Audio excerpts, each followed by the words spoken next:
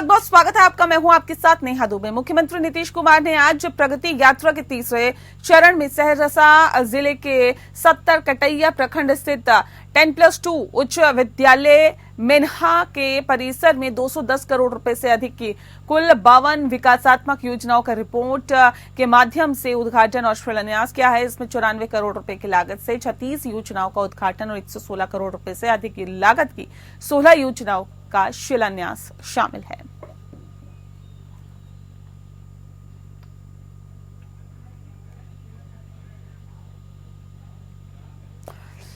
और आपको बताते हैं कि दरअसल सहरसा को सीएम नीतीश की सौगात कौन सी है। दरअसल सहरसा को सीएम ने दी है 210 करोड़ रुपए की सौगात। 52 योजनाओं का उद्घाटन और शिलान्यास किया है। बताया भी जा रहा है कि मुख्यमंत्री ने जीविकोपार्जन के लिए सहायता समूह को 144 करोड़ 27 लाख रुपए दिए और तालाब मत्स्य वानिकी योजना 8,46,000 रुपए और 15,62,000 रुपए की राशि प्रदान की। मुख्यमंत्री उद्यमी योजना के अंतर्गत 120 लाभुकों को 2 करोड़ रुपए की राशि का सांकेतिक चेक प्रदान किया है। अल्पसंख्यक कल्याण विभाग की योजना के अंतर्गत लाभुकों को 16,60,000 रुपए दिए हैं। मुख्यमंत्री प्रखंड परिवहन योजना के लाभुकों को मुख्यमंत्री ने चाबी प्रदान की है और तिलावे नदी का उड़ाही किया जाएगा। बता दें आपको कि इसके साथ साथ इससे नदी के स्तर में सुधार होगा और भू जल स्तर बढ़ेगा। सहरसा नगर निगम क्षेत्र में स्टार्म वाटर ड्रेनेज सिस्टम का भी विकास किया जाएगा और साथ ही साथ ड्रेनेज सिस्टम से शहरी विकास और क्षेत्र के जल निकासी की सुविधा प्राप्त होगी। ड्रेनेज सिस्टम से बरसात के दिनों में लोगों को जल जमाव की समस्या से मुक्ति मिलेगी। मां उग्रतारा धाम क्षेत्र को पर्यटन केंद्र के रूप में विकसित किया जाएगा। इससे श्रद्धालु को काफी सुविधा होगी और जिला मुख्यालय में प्रमंडल स्तरीय खेल का विकास का परिसर का विकास किया जाएगा। इससे खेलों को बढ़ावा मिलेगा। सहरसा शहर में बंगाली बाजार रेलवे ओवरब्रिज का निर्माण किया जाएगा। ऐसे लोगों को काफी सुविधाएं होगी और जाम्स की समस्या से मुक्ति मिलेगी। 70 कटैया प्रखंड के ओकाही गांव से चैनपुर होते हुए कोपरिया तक वाटर चैनल की उड़ाही की जाएगी।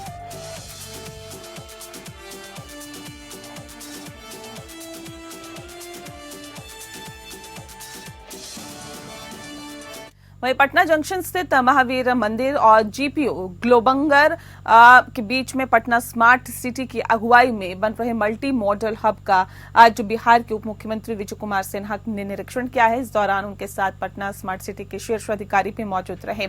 बता दें कि निरीक्षण के दौरान उप मुख्यमंत्री ने कहा है कि इस वित्तीय वर्ष में मल्टी मॉडल हब का विकास कार्य शुरू हो जाएगा और ऐसे में उन्होंने बताया है कि बिहार में डबल इंजन की सरकार के तहत प्रधानमंत्री नरेंद्र मोदी और मुख्यमंत्री नीतीश कुमार के नेतृत्व में विकास कार्य तीव्र गति से हो रहे हैं। उप मुख्यमंत्री ने कहा है कि मल्टी मॉडल हब के बन जाने से पटना के लोगों को आवागमन में काफी सुविधाएं मिलेगी और ये परिवहन यानी कि ये परियोजना यातायात को सुगम बनाने और शहर को आधुनिक स्वरूप देने में अहम भूमिका निभाएगी।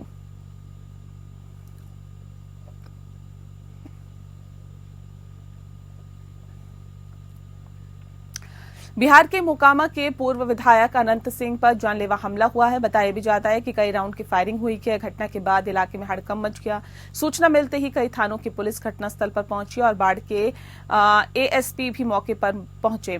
बताया भी जा रहा है कि पुलिस ने बताया कि घटनास्थल से 3 खोखा बरामद किया गया है। बाढ़ एसएसपी ने बताया है कि ग्रामीणों ने जानकारी दी है कि पूर्व विधायक अपने समर्थकों के साथ नौरंगा गांव पहुंचे थे और पटना जिला के बाढ़ अनुमंडल के एएसपी राकेश कुमार ने जानकारी दी है कि पंच महिला थाना अंतर्गत नौरंगा गांव में गोली चलने की सूचना मिली। इसके बाद थाना अध्यक्ष घटनास्थल पर गए और हम खुद घटनास्थल पर पहुंचे तब जानकारी मिली कि गोलीबारी की घटना हुई है जिसमें 3 खोखा बरामद किया गया जिनके घर पर गोली चली है।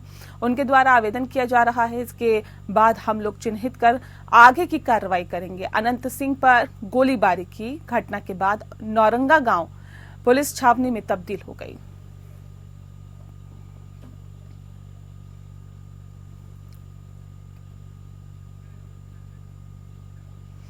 बिहार के गोपालगंज के भीएम फील्ड के प्रांगण में एनडीए की तरफ से आयोजित कार्यकर्ता सम्मेलन के अंदर जिले के कोने कोने से भारी संख्या में कार्यकर्ताओं का आवागमन हुआ था। एनडीए के सभी घटक दलों के प्रदेश अध्यक्ष से लेकर पंचायत अध्यक्ष तक के पदाधिकारी, कार्यकर्ता और सभी पार्टियों के जिला स्तरीय नेता अपने दलबल के साथ इस सम्मेलन में उपस्थित हुए। पूरा एनडीए कुनबे को एकजुट दिखाने का ऐलान भी किया गया, परंतु नेताओं के भाषण में कहीं न कहीं अभी भी खींचतान का भय दिखाई दिया है।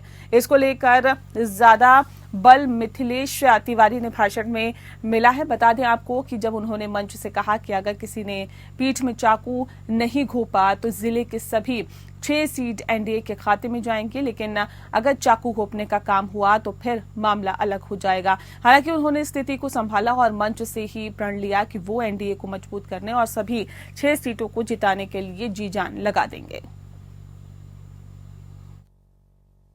समाज में कुछ लोग जाति का नफरत फैला करके और सियासत, सत्ता की दुकानदारी के लिए अपना राजनीतिक वातावरण बनाने का प्रयास करते हैं, लेकिन वहीं पर नीतीश कुमार जी उस नफरत और सियासत से ज्यादा बिहार के विकास के लिए और समाज में आपस में प्यार बना रहे, मोहब्बत बना रहे, तो इसके लिए जो है काम करते हैं। तो भाग्य की बात न है कि बिहार के मुख्यमंत्री नीतीश कुमार जी ये 4 डिग्री ठंड से लेकर 40-45 डिग्री गर्मी तक जो खड़ा हैं, तो वो है नीतीश कुमार जी जनता के लिए। तो आप लोग देख रहे हैं ना, उन पर एक किसी कोई टिप्पणी करता है तो आश्चर्य होता है, समझे। इस तरह के लोग जो अपने माता पिता के शासनकाल को याद करें ना, समझे, कोई काम हुआ था उस समय में, हर जगह जा तो रहे हैं, तो नहीं, हमारे नेता लगातार जिस जिला में जा रहे हैं सौगात दे रहे हैं। जहां भी जिस रूप में वहां के जनप्रतिनिधि, वहां के जनता से मिलते हैं, किस रूप में हमको काम करना है, हमारे नेता को काम करना है, वो लोग कोई भी सुझाव देता है, हमारे नेता उस पर तुरंत कार्रवाई करते हैं। देख लीजिए। वहीं झारखंड में हमारे 500 से ज्यादा अधिकारियों और जवान नक्सलियों के हमले में शहीद हुए। आज 2 नक्सलियों को मार गिराने के बाद हमने उनकी मौत का बदला लिया है। ये बातें झारखंड के डीजीपी अनुराग गुप्ता ने बोकारो में पत्रकारों से बातचीत करते हुए कही है। डीजीपी अनुराग गुप्ता नक्सली मुठभेड़ में मारे गए एरिया कमांडर और उसके एक अन्य साथी की मौत के बाद बोकारो में अधिकारियों और जवानों का हौसला बढ़ाने और पत्रकारों से बात करने पहुंचे थे। बोकारो जिले में आज 15 लाख का इनामी नक्सली रणविजय महतो की पत्नी एरिया कमांडर शांति देवी और उसके दस्ते का सदस्य मनोज टुड्डू कुमार को मार गिराया गया था। पुलिस को ये हम कामयाबी कल देर शाम इनामी नक्सली रणविजय महतो के पुलिस गिरफ्त में आने के बाद मिली है।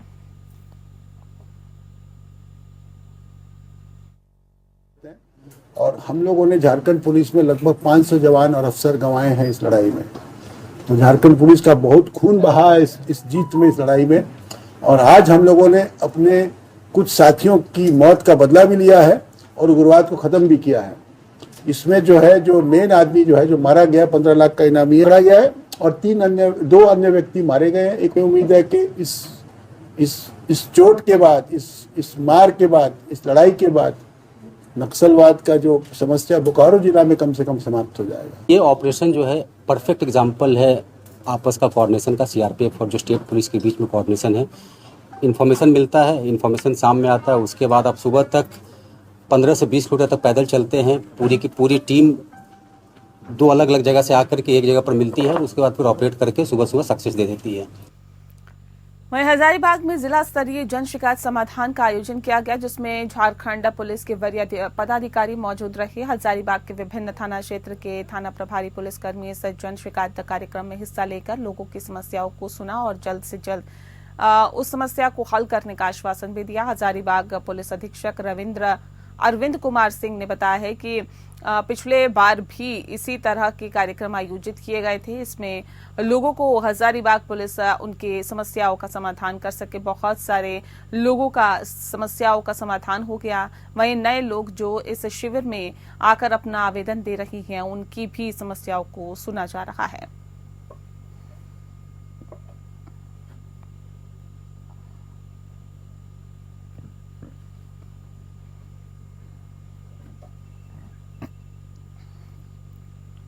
और अब खबर छत्तीसगढ़ से। गरीबों की रसोई को धुआं मुक्त करने के लिए सरकार ने प्रधानमंत्री उज्ज्वला योजना लागू की है, जिसके के तहत बीपीएल परिवारों को मुफ्त में गैस चूल्हा दिया गया। बावजूद इसके आज भी स्लम बस्तियों में रहने वाले अधिकतर लोग सिगड़ी जलाकर खाना बनाने का काम कर रहे हैं। सिगड़ी जलाने से धुआं उत्सर्जित होता है और बता दें कि उससे शहर में धुआं हो गया और लोग गंभीर बीमारी से पीड़ित नजर आ रहे हैं। कोयला जलाने से होने वाले प्रदूषण को रोकने के लिए पूरे देश में प्रधानमंत्री उज्ज्वला योजना लागू की गई, जिसके के तहत बीपीएल परिवारों को गैस चूल्हा दिया गया और बावजूद इसके इनकी रसोई आज भी कोयले पर निर्भर है, जिससे कोरबा शहर में प्रदूषण का दायरा बढ़ता जा रहा है और लोग गंभीर बीमारी से पीड़ित हो रहे हैं।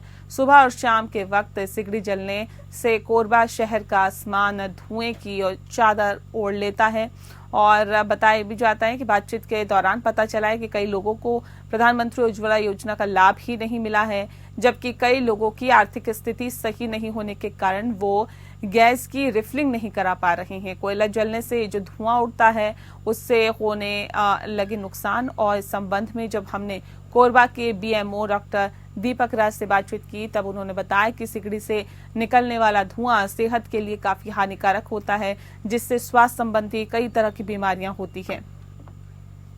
दर्रा भाटा के हमन के नाती नता होते वो खत्म हो गए, ओकरे आए हन ट्रैक्टर में आत रही है ईटा लोडिंग करके तो खसुआ में गिर गिन के आत रही। अब सब रोना गाना दुख में पड़े हैं, घर के मन भी और यहाँ भी आए थी हद का मन सब जत नता रिश्ता है मन घर के मन रोआत का हाथ पड़े हैं और दई मन बेहोश हो गए है। हालत ला देखा है था और आशा भाटा हॉस्पिटल में हम नामाकार पोस्टमार्टम ऐसे और मृत्यु घोषित कर दी नौकर। बलरामपुर जिले में एक बार फिर से शिक्षा विभाग की सच्चाई सामने निकल कर आई है। सच्चाई ये है कि स्कूल में पढ़ने वाले शिक्षक कितने अनुशासित हैं और स्कूली बच्चों से लेकर भविष्य को कितने ज्यादा वो तत्पर है। उन सारे तमाम कागजी दावों की तस्वीर पोल खोल रही है। स्कूल में पढ़ने वाले बच्चे भगवान भरोसे चल रहे हैं। शिक्षक शराब के नशे में धुत होकर स्कूल पहुंच रहे हैं। ऐसे में बच्चों का भविष्य क्या है, आप भी इसका अंदाजा लगा सकते हैं। पूरा मामला जिले के कुसमी विकासखंड के दूरस्थ अंचल पर बसे सोनपुर गांव के प्राथमिक शाला बैगापारा सोनपुर स्कूल का है, जहां पर पढ़ने वाला शिक्षक गणेश राम, जो कि शराब के नशे में धुत होकर बच्चों को पढ़ने के लिए स्कूल पहुंचाया करता था। वीडियो बनाकर लोगों ने उसका सोशल मीडिया पर वायरल कर दिया। जानकारी प्राप्त हुई है कि एक शिक्षक का वीडियो वायरल हुआ है कि वो शराब के नशे में पाए गए हैं। हमने विकासखंड शिक्षा अधिकारी को जांच के लिए भेजा है और रिपोर्ट प्राप्त होते ही कार्रवाई कर दूंगा। अगली खबर का रुख करते हैं। रायपुर जिले की प्रभारी सचिव एवं अपर मुख्य सचिव ऋचा शर्मा ने शंकर नगर स्थित नशा मुक्ति केंद्र संकल्प का निरीक्षण किया। उन्होंने नशा मुक्ति के लिए संस्थान द्वारा किए जा रहे प्रयासों की जानकारी ली। इस अवसर पर collector doctor Gaurav Kumar Singh, SSP doctor लाल उम्मेद सिंह और जिला पंचायत सीईओ विश्वदीप उपस्थित थे। ऋचा शर्मा ने नशा मुक्ति केंद्र में भर्ती उपचार्थी से मुलाकात की और कहा कि अपनी इच्छा शक्ति की सहायता से नशा को अवश्य छोड़ें। नशा व्यक्ति के स्वास्थ्य को नुकसान पहुंचाता है और उसके साथ ही परिवार के सदस्य भी परेशान होते हैं।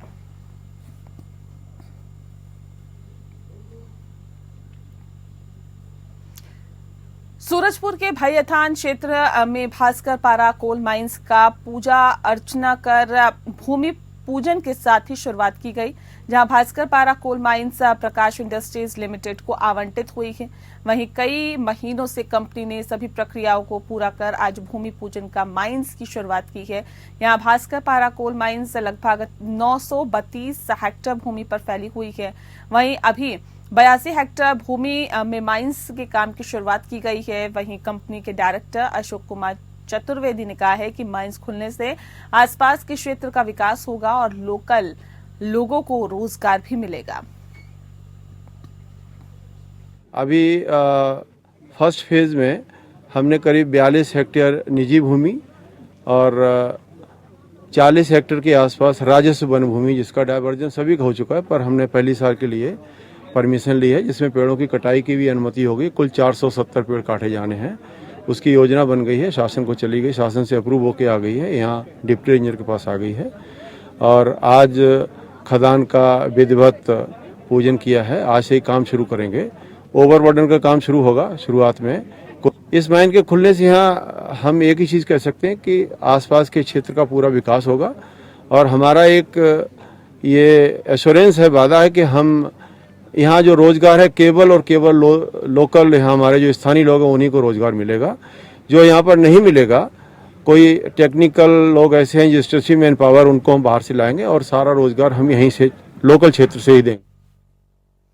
अगली खबर का रुख करते हैं। जांजगीर चांपा जिले में एक दर्दनाक हादसे में 18 वर्षीय एक युवक की मौत का मामला सामने आया है। नवागढ़ थाना क्षेत्र के गोधना गांव में हुई इस घटना में किशन जागेश्वर नाम का युवक ट्रैक्टर से गिरकर ट्रॉली के पहिए के नीचे आ गया। घटना सुबह करीब 6 बजे की बताई जा रही है, जब किशन अपने साथियों के साथ कनकपुर से ईंट लोड कर बेल्हा गांव की तरफ जा रहा था।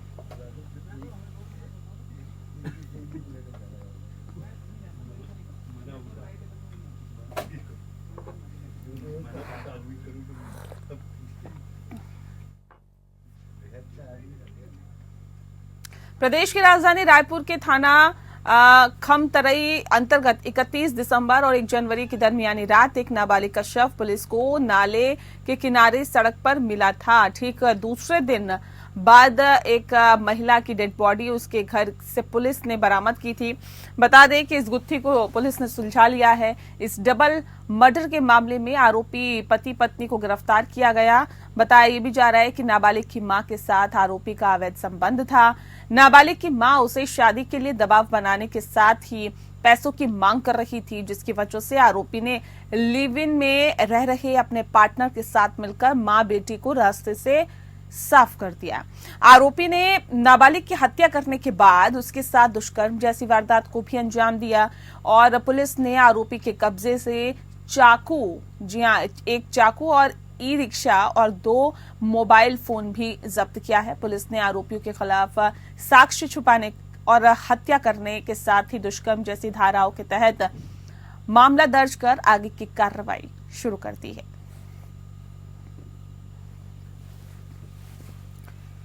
वहीं कोरबा जिले के शहर के मध्य से होकर निकली नहर के किनारे पंप हाउस के समीप बच्चे पानी में खेल रहे थे, तभी उनके हाथ में एक झोला आके फंस गया। बता दें कि जब झोले का मुंह खोलकर देखा तो बच्चे दहशत में आ गए, क्योंकि झोले में एक महिला का कटा हुआ सर रखा हुआ था। बच्चों से ये जानकारी बड़ों को मिली और फिर पुलिस तक ये बात पहुंची। कोरबा के अतिरिक्त पुलिस अधीक्षक समेत तमाम पुलिस अधिकारी और कर्मचारी मौके पर पहुंच गए। ये जानने और समझने की कोशिश की जा रही है कि आखिर महिला कौन है, कहां से आई है, उसका सर झोले में डालकर उसे पानी में किसने फेंक दिया। यहाँ CSB पंप हाउस के पास जो भिखारी टोला है, वहाँ के छोटे छोटे बच्चे हसदेव नदी में मछली पकड़ रहे थे। इस बीच में एक प्लास्टिक थैले में बहता हुआ कुछ उनको दिखा। जिज्ञासा बस उस थैले को वो लोग निकाल के बाहर लाए। तो मोहल्ले के बड़े लोग देखे तो उसके अंदर ऐसे लगा कि एक कोई मानव मुंडी है। इस सूचना पर फिर पुलिस यहाँ मौके पर पहुंची और FSL यूनिट के हमारे जो प्रभारी हैं उनके साथ में CSP मीणा साहब हैं, इक्का साहब हैं, यहाँ उसका पंचायतनामा बनाया गया और अब इसे PM के लिए भेजा जाएगा। महाराष्ट्र के जलगांव के परांडा रेलवे स्टेशन पर बड़ा हादसा हो गया, जिसमें 13 लोगों की मौत हो गई। इन 13 लोगों में से 7 की पहचान हुई है, वहीं 3 का शरीर पूरी तरह से कट गया है, जिनकी पहचान होना बाकी है। मृतक के कुछ बॉडी के सर तो कुछ बॉडी के अन्य भाग न मिलने से पहचान में बाधाएं आ रही है। जलगांव जिले के अंदर कोई रेल दुर्घटना के संबंध में पाचोरा पुलिस स्टेशन में मामला दर्ज किया गया। बता दें आपको कि पाचोरा सिटी पुलिस स्टेशन में धारा 194 के तहत आकस्मिक मृत्यु का मामला दर्ज किया गया है। ये पंजीकरण पाचोरा पुलिस स्टेशन के पुलिस उप निरीक्षक की शिकायत पर किया गया है। पुलिस से मिली जानकारी के मुताबिक 2 चाय वालों की अफवाह फैलाने से ये घटना घटी है। पुलिस ने बताया कि महाराष्ट्र सरकार भी इस मामले में अहम बैठक कर रही है। रेलवे पुलिस के साथ साथ अब महाराष्ट्र पुलिस भी इस रेल दुर्घटना की जांच करेगी। रेलवे बोर्ड ने मृतकों के परिजनों को 1.5 लाख रुपए, गंभीर रूप से घायलों को 50-50 हजार रुपए तथा मामूली रूप से घायल लोगों के लिए 5,000 रुपए अनुग्रह राशि देने की घोषणा की है। दरअसल महाराष्ट्र के जलगांव जिले में बुधवार शाम एक ट्रेन में आग लगी और अफवाह के बाद पटरी पर उतरे कुछ यात्री पास की पटरी पर विपरीत दिशा में आ रही दूसरी ट्रेन की चपेट में आ गए। एक अधिकारी से मिली जानकारी के मुताबिक यह हादसा उस समय हुआ जब 12533 लखनऊ मुंबई पुष्पक एक्सप्रेस में सवार यात्री आग लगने के डर से जल्दबाजी में बगल की पटरियों पर कूद गए और बेंगलुरु से आ रही और दिल्ली जा रही कर्नाटक एक्सप्रेस की चपेट में आ गए। सेंट्रल सर्किट के रेलवे सुरक्षा आयुक्त दुर्घटना के कारणों की जांच करेंगे।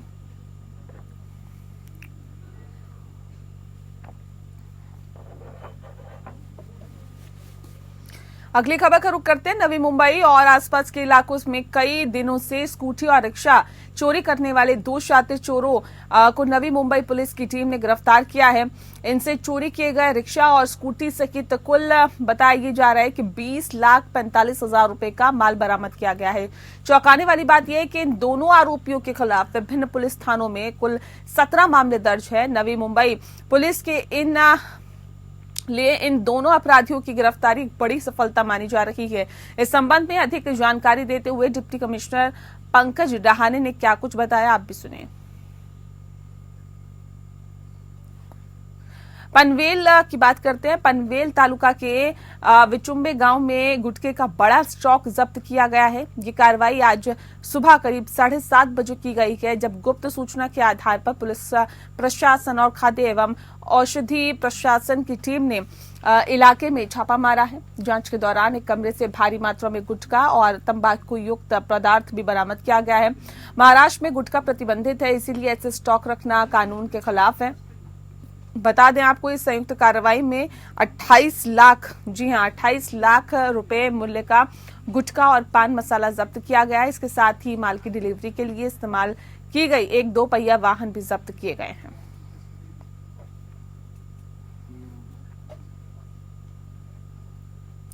गुजरात के सूरत जिले के वाव में आज सुबह एक दुखद घटना सामने आई है। पुलिस सब इंस्पेक्टर एवं लोक रक्षक संवर्ग की भर्ती परीक्षा के दौरान एक अभ्यर्थी की दिल का दौरा पड़ने से मौत हो गई। वालिया SRP फोर्स ग्रुप 10 में पुलिस कांस्टेबल के रूप में कार्यरत 36 वर्षीय संजय कुमार रसिक भाई गमीत PSI भर्ती परीक्षा के लिए उपस्थित हुए। सुबह के पहले बैच में 5 किलोमीटर की दौड़ के दौरान 4:45 पर वे अचानक बेहोश हो गए।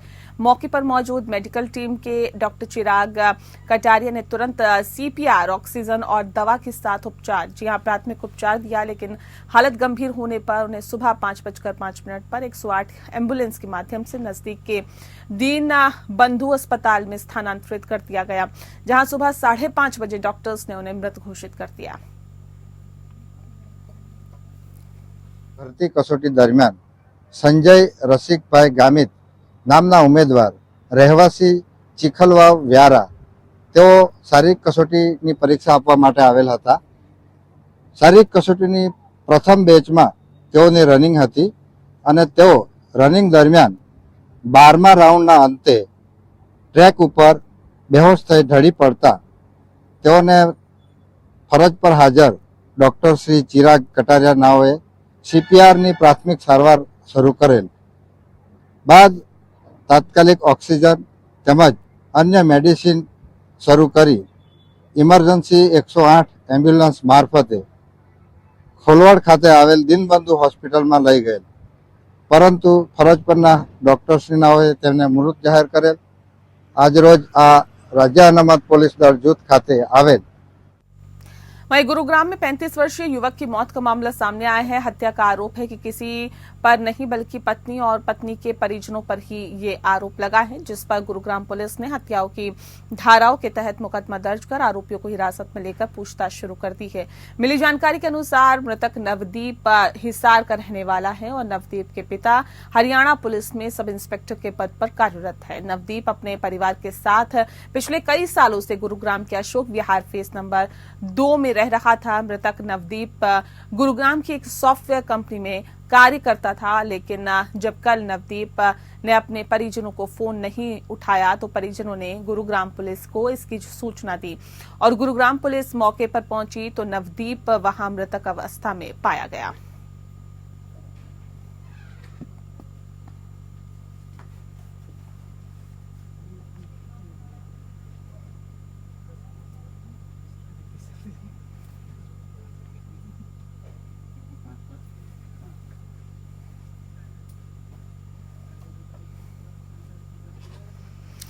राजस्थान के पाली जिले में बाला साहब की 99वीं जयंती पर भगवा रैली निकाली गई, जिसमें कई महिला, पुरुष एवं युवाओं ने जिले भर में भाग लिया है। शिवसेना सेक्रेटरी अभिजीत अंशुल ने बताया है कि भले ही बाबा साहब आज हमारे बीच नहीं है, लेकिन आज भी हम उनके मार्गदर्शन पर चल रहे हैं, हिंदुत्व के विचारधारा के साथ ही चल रहे हैं।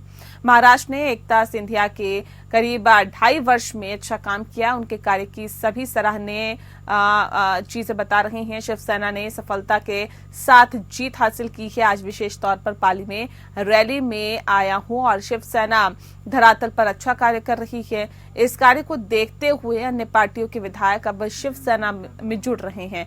आने वाला समय भी शिवसेना के लिए अच्छा समय होगा। इस दौरान रैली में चंद्रा सिंह भी मौजूद रहे। राजस्थान देखेंगे तो हिंदू हृदय सम्राट शिवसेना प्रमुख बाला साहब ठाकरे जी की एक अलग छवि है। भले वो आज हमारे साथ नहीं है, पर उनकी विचारधारा पर शिवसेना आज भी कायम है और हिंदुत्व के विचार लेकर हम पूरे देश में, महाराष्ट्र में तो आपने देखा होगा कि एकनाथ जी शिंदे साहब के नेतृत्व में 2.5 साल जो काम किया मुख्यमंत्री करके, वो काम पूरे देश ने नहीं पूरे दुनिया ने सराहा। और उसी बलबूते पर आपने देखा होगा जहां पर हम 200 की बात कर रहे थे, वहां पर 288 में से 233 सीटें जीतकर वहां पर शिवसेना भारतीय जनता पार्टी की सत्ता फिर से आई। और इसलिए आज खास करके मैं यहाँ पर पाली में आया हूँ, माननीय बाला साहब ठाकरे जी की जयंती निमित्त यहाँ पर जो रैली निकाली गई, क्योंकि हमेशा मैं देखता हूँ कि राजस्थान में बहुत पोटेंशियल यहाँ पर है। आपने देखा होगा 3 विधायक राजस्थान के शिवसेना के साथ जुड़े हुए हैं, जिनमें जसवंत जी गुजर साहब है, मनोज नागली राठौड़ जी है और रितु बनावट जी है। ये शिवसेना के साथ जुड़े हुए 3 विधायक है और भी विधायक आपको मैं कहना चाहता हूं कि शिवसेना के साथ जुड़े हैं और वो शिवसेना के साथ आना चाहते हैं। और इसी तरह से सिर्फ विधायक नहीं तो जनता भी आज शिवसेना को सही मायने में मानने लगी है और यहाँ पर शिवसेना के साथ जुड़ने लगी है। और इसीलिए मैं भी यहाँ पर पाली आया हूँ ताकि राजस्थान में आकर, और ये मेरा पहला वक्त नहीं है, आपने देखा होगा उदयपुर वाटी में जब गुड़ा जी भी जब इलेक्शन शिवसेना से लड़े थे, जब वो मंत्री थे, और तब उनके प्रचार के लिए भी मैं यहाँ पर आया था और बहुत ही अच्छे वोट 60,000 के ऊपर के वोट उन्होंने वहां पर प्राप्त किए थे शिवसेना के लिए। और मुझे लगता है आने वाले समय में बहुत ही अच्छा समय शिवसेना के लिए होगा और राजस्थान में आने वाले वक्त में जो भी सरकार बनेगी वो शिवसेना के बिना नहीं बन सकती। ये भी मैं खासकर देखेंगे तो हिंदू हृदय। और इसी के साथ फिलहाल इस बुलेटिन में इतना ही। नमस्कार।